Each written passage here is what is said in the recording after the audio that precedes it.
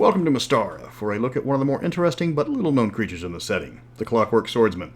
Its only appearance was in the Coast Monstrous Compendium, where it garnered several pages of background and description. But like almost all the creatures from that book, it was largely overlooked by Mystara fans. That's what happens when you release a book only online and then just on the vaults. To make matters worse, it's hard to find even if you type in the exact title in the vault search bar. So what happens when you cross D'Artagnan with the Tin Man stand-in from that really creepy Wizard of Oz sequel? You get a well-designed monster, that's what you get. I'm Mr. Welch, and it's time to wind me up. The Clockwork Swordsman is only found in 2nd edition. There's no Beckme version at all. Despite being found in the Savage Coast monster book, there's no reason why it's restricted to that region. You can place it anywhere without any conversion at all. It's a clockwork construct that takes the form of a swashbuckler, complete with rapier and main gauche. You might have to lose the pistol that they frequently wield, but they would not seem out of place in Darrican at all. As a construct, they can't get the red curse, so there's no reason why one couldn't migrate away from the region either. Anyone capable of building a magical construct is capable of building a clockwork swordsman. If you like them and you want one in the story, do it. They are one of the few creatures introduced for the Red Steel line that isn't physically tied to the region. The swordsman is a construct combining powerful magics with precision mechanics, needing a high-level wizard to create. If you're running a game using the 3rd to 5th edition rules, this is going to be on an artificer's wish list. The swordsman is fully sentient, it knows exactly what it is, and it has a strong self-preservation instinct. The one restriction to that is that they have to follow the instructions of whoever possesses their key, as without their magical key to wind them up, eventually they will power down until somebody winds them back up again. They are chaotic good in alignment, have character levels, and any skill they will have will be at a high level because of the knowledge of their skills is given to them by their creator while they're being built. If the swordsmen have a glaring weakness, it's that they have very little in the way of wisdom. This is a design flaw, but it's one their creators can't seem to fix. The swordsmen know they tend to be naive and gullible, and as a matter of habit will find someone they trust and follow their judgment instead. Worse, the swordsman can't seem to learn from past mistakes. Even if it should be obvious from experience the proper way to do something, or what the answer to a particular puzzle is, the swordsman will always repeat past mistakes. If you make friends with one, keep them well away from carnies and conmen. Unless you are a connie or a con man, in which case, hey, easy mark. Physically, clockwork swordsmen can resemble any human, demi-human, or humanoid creature of either sex as desired by their creator. From a distance, they're indistinguishable from the race they're copying. Up close, the ticking and whirring emanating from their body makes it impossible to miss unless you're deaf. They are quite strong, having an 18 strength naturally, and they're also quite charming with an 18 charisma. They are created with the knowledge of multiple languages, various cultures, and of course, fully versed in all courtly manners. They are quick to make friends and loyal to those it finds worthy of its favor. As constructs, they have many of the immunities that come natural to that creature type. They can't be affected by mind-affecting spells, including charm spells. They have no need to sleep, as well as eat or drink, though they will wind down in a number of hours equal to their maximum hit points times 10. So a swordsman with 80 hit points becomes inactive after 800 hours, or 33 days and 8 hours. They have to be wound up, which takes 1 minute per hour of activity restored. They always know the location of their magical key, and will return to it if their active time goes below 50% of its maximum. Despite their physical superiority, swordsmen have a lot of mental hang-ups. Because they know they lack a soul, they secretly worry about death and what happens to them if they're destroyed. They greatly fear water, as getting wet causes them to rust internally, which does massive damage that can only be repaired by their creator. They will turn and flee blindly if confronted by a rust monster. Despite having a flesh-like exterior, it's still considered metallic and is affected like a normal metal object. It is the desire of all clockwork swordsmen to become a living creature. If you want to make a friend for life and have a spare wish spell lying around, you know what to do. A polymorph spell might work as well, depending on what edition you're using, as constructs are typically immune to shape-changing spells later on. In combat, they have a certain number of actions that they will perform, and they perform them seemingly at random. Despite their prowess in combat, they rarely do harm to other creatures, preferring flashy moves like disarming, taunting, or pinning their opponent to a wall. It's not out of altruism, but a flaw in their design. When a swordsman wounds a creature, it winds down a number of hours equal to the damage inflicted.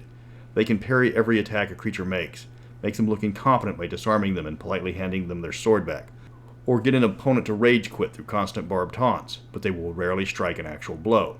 If a swordsman can defeat an opponent without wounding it, usually by trolling it until it storms off in a huff, that's considered the pinnacle of success by the swordsman.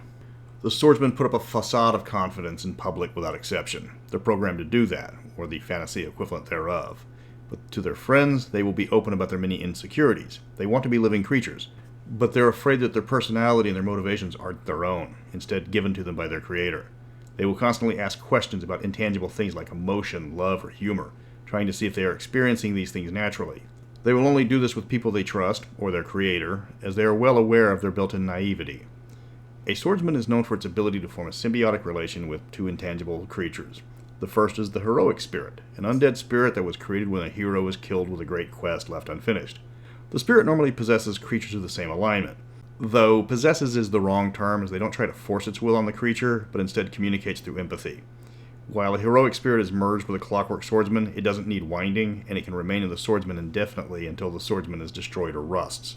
Normally, you can only tell if someone is being inhabited by a heroic spirit by noticing if they get really good in combat, get a flair for the dramatic, or suddenly learn French.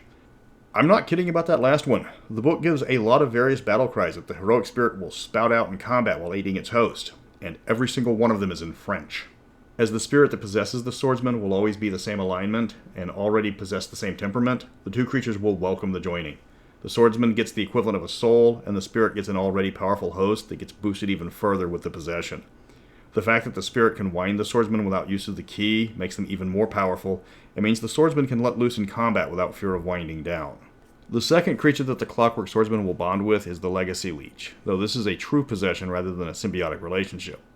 A Legacy Leech is what happens when a demon seriously messes up in Demon Land, and as a punishment gets forced through the Great Barrier into Mystara. Not much of it is left when the thing lands, but if it lands in an area affected by the Red Curse, it takes on the appearance of a red steel weapon. In short, if a Clockwork Swordsman picks up a Legacy Leech in weapon form, the Leech possesses the swordsman and takes control from the master. The swordsman's strength increases, but it becomes self-serving and evil and obsessed with wealth. Because of the alignment conflict, mergers between the two were very rare, though the book doesn't say how to get rid of one in case of possession. An exorcism or banishment spell would probably work, but it would be quite lethal for the demon because going through the barrier nearly killed it, and a second trip would probably obliterate it. Swordsmen are naturally utterly loyal to their creator, though the manner of creating one isn't explained. The wizards that construct one would be of a good alignment, as swordsmen are benevolent and merciful as designed. The swordsman can be of any appearance, and can be created in the image of another person. They have a strong sense of fashion. You're never going to see one dressed shabbily unless ordered to. As sentient constructs, they're a curiosity in most lands, but their natural charisma helps smooth over a lot of conflicts. Fjorders might find the fancy-dressed stranger that is worrying and clicking highly suspicious, but after he buys the 5th round of drinks, they will be more than happy to vouch for him to their jarl. Physically, they have a natural armor equivalent to plate mail, but it doesn't impede them at all. They have the equivalent of peak human strength, dexterity, and constitution, are quite intelligent and charismatic. Effectively, they aced every stat roll, except wisdom is their dump stat. They range between 5th to 10th level fighters using the Swashbuckler kit from 2nd edition. If you're using them in other editions, you'll want to use a similar equivalent. For Back-Me players, grab the Rapier rules from the Darrican book and find the Weapon Master rules from the vaults, because these guys will have several levels of Weapon Master for the Rapier. In combat, the swordsman is a blur, getting multiple attacks around. Again, it rarely actually attacks to do damage. Instead, it will parry, disarm, slice away clothing, perform humiliating but harmless strikes, like spanking its foe with the flat of its sword. It will inspire allies with its showmanship, and its sword-fighting prowess can use multiple spell effects like Charm, Fear, or Bless, though those don't seem to be of a magical nature. They will use firearms when available, but only pistols. It's unclear if the pistol drains hours like its melee weapons do. As written, the swordsman can't actually attack with the pistol for damage, but it could use it to shoot weapons out of hands, cut ropes, or other swashbuckling moves. How do you make a clockwork swordsman? That's never explained at all, but it is quite expensive if the remains of one is any indication. Inside of a dead swordsman, you will find numerous gems, and their workings are usually comprised of precious metals. The swordsman's corpse is worth thousands of gold pieces just from the jewels and the internal components. If one is injured, it can be repaired, but only by its master, but the exact method is left unclear. Because of this, a swordsman will rarely be found far from its master, unless possessed by one of the creatures mentioned previously. Clockwork swordsmen are intriguing creatures that sadly didn't get a lot of attention when they were written. They're a curiosity, a fighter of peak skill that is loath to actually strike a blow. They're excellent bodyguards, but because of their gullibility are rarely given tasks on their own. They're also quite rare, so meeting one should be a major event over the course of the campaign. They are good friends, staunch allies, and often the source of comedic relief. Next up, we are looking at the Lost Nation of Timorum, which I will be grabbing mostly from the better Vault articles because of the little information they threw at us. Seriously, they gave us maybe half a page of information in Sea Peoples about it, and then they broke that information up over multiple chapters. But that's Mystara for you. You give us a taste and we want a whole bit of it. But until next week, happy belated Easter, y'all.